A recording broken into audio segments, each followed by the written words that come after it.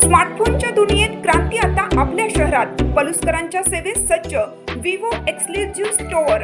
आता विवोची superfast T series आणि गेमिंगसाठी जबरदस्त आयक्यूचे सर्व लेटेस्ट मॉडेल्स आता आपल्या पलुसमध्ये उपलब्ध. नको बजेटची चिंता, आमच्याकडे फायनान्स सुविधा. तर वाट कसली पाहताय, आजच भेट द्या. देशभूषण शीतल सावळवाडी यांचे Vivo exclusive store, Meenakshi Chitramandir जवळ, तासगाव रोड, पलूस. संपर्क 94 21 22 42 54 किंवा 91 72 57 16 27.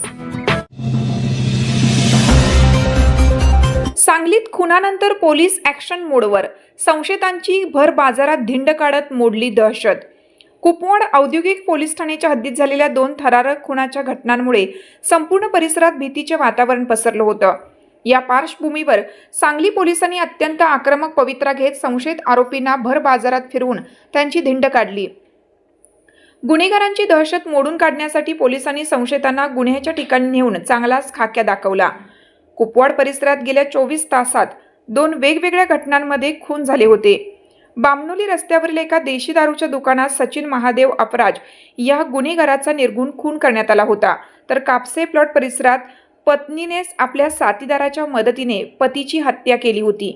या दोन्ही घटनांमधील गांभीर्य ओळखून LCBचे निरीक्षक संजीव झाडे आणि सहाय्यक निरीक्षक आनंदराव घाडगे यांच्या पथकाने तातडीने तपासचक्र फिरवून आरोपींना बेड्या ठोकल्या.